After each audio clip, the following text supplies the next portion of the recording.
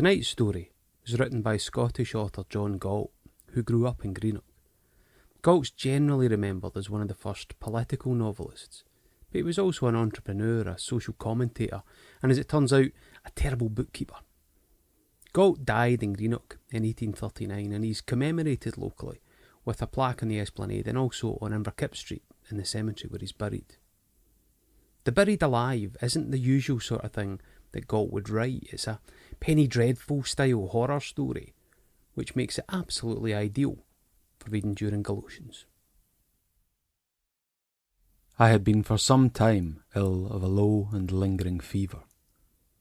My strength gradually wasted, but the sense of life seemed to become more and more acute as my corporeal powers became weaker.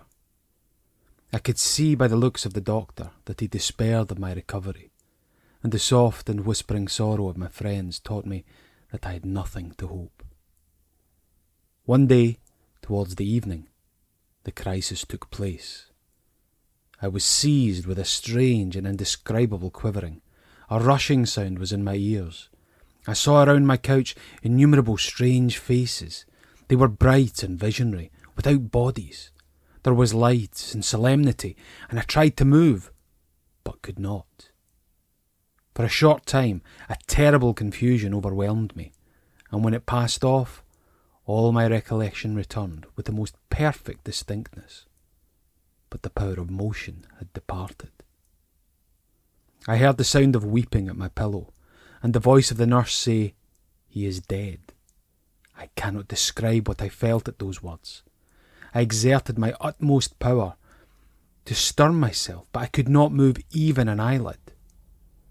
After a short pause, my friend drew near, and sobbing and convulsed with grief, drew his hand over my face and closed my eyes.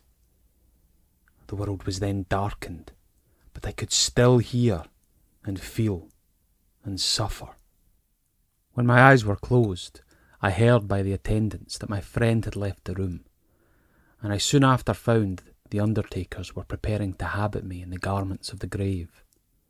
Their thoughtlessness was more awful than the grief of my friends. They laughed at one another as they turned me from side to side and treated what they believed a corpse with the most appalling ribaldry.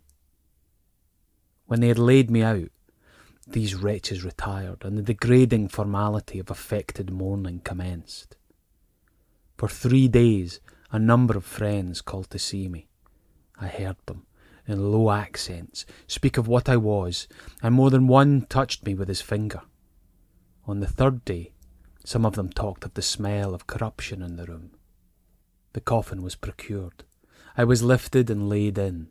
My friend placed my head on what was deemed its last pillow, and I felt his tears drop on my face. When all who had any peculiar interest in me had for a short time looked at me in the coffin, I heard them retire, and the undertaker's men placed the lid on the coffin and screwed it down. There were 2 of them present. One had occasion to go away before the task was done.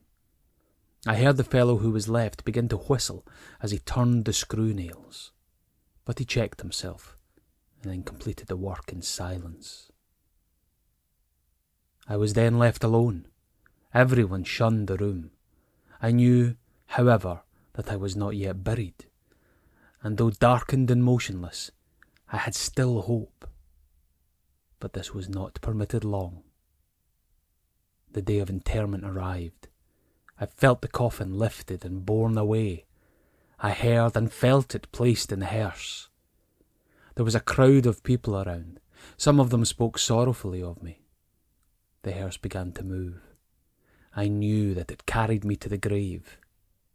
It halted, and the coffin was taken out. I felt myself carried on the shoulders of men by the inequality of the motion. A pause ensued, and I heard the cords of the coffin moved. I felt it swing as, dependent by them, it was lowered and rested on the bottom of the grave. The cords were dropped upon the lid. I heard them fall. Dreadful was the effort I then made to exert the power of action, but my whole frame was immovable. Soon after, A few handfuls of earth were thrown upon the coffin. Then there was another pause, after which the shovel was employed, and the sound of the rattling mould as it covered me was far more tremendous than thunder. But I could make no effort. The sound gradually became less and less, and by a surging reverberation in the coffin, I knew that the grave was filled up, and that the sexton was treading in the earth, slapping the grave with the flat of his spade. This too ceased, and then all was silent. I had no means of knowing the lapse of time, and the silence continued. This is death, thought I, and I am doomed to remain in the earth till the resurrection. Presently the body will fall into corruption, and the worm that's only satisfied with the flesh of man will come to partake of the banquet that's been prepared for him. In the contemplation of this hideous thought, I heard a low and undersound in the earth above me, and I fancied that the worms and the reptiles of death were coming, that the mole and the rat of the grave would soon be upon me. The sound continued to grow louder, nearer. Can it be possible, I thought, that my friends suspect they buried me too soon? The hope was truly like light bursting through the gloom of death. The sound ceased, and presently I felt the hands of some dreadful being working about my throat. They dragged me out of the coffin by the head. I felt again the living air, but it was piercingly cold, and I was carried swiftly away, I thought, to judgment, perhaps perdition. When borne to some distance, I was then thrown down like a clod. It was not upon the ground. A moment after, I found myself on a carriage, and by the interchange of 2 or 3 brief sentences, I discovered that I was in the hands of 2 of those robbers who live by plundering the grave and selling the bodies of parents and children and friends. One of the men sung snatches and scraps of obscene songs as the cart rattled over the pavement of the streets. When it halted, I was lifted out, and I soon perceived, by the closeness of the air and the change of temperature, that I was carried into a room, and being rudely stripped of my shroud, was placed naked on a table.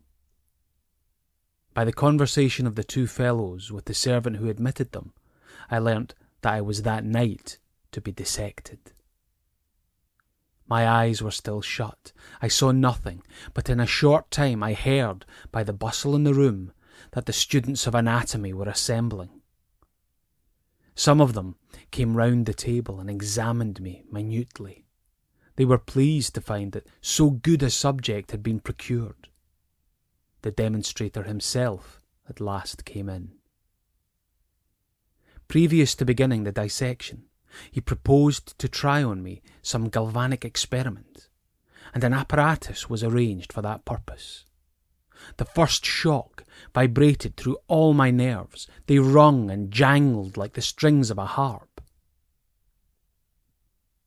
The students expressed their admiration at the convulsive effect. The second shock threw my eyes open, and the first person I saw was the doctor who had attended me. But still I was dead. I could, however, discover among the students the faces of many with whom I was familiar. And when my eyes were opened, I heard my name pronounced by several of the students with an accent of awe and compassion, and a wish that it had been some other subject. When they had satisfied themselves with the galvanic phenomena, the demonstrator took the knife and pierced me on the bosom with the point. I felt a dreadful crackling, as it were, throughout my whole frame. A convulsive shuddering instantly followed, and a shriek of horror rose from all present. The ice of death was broken. My trance ended.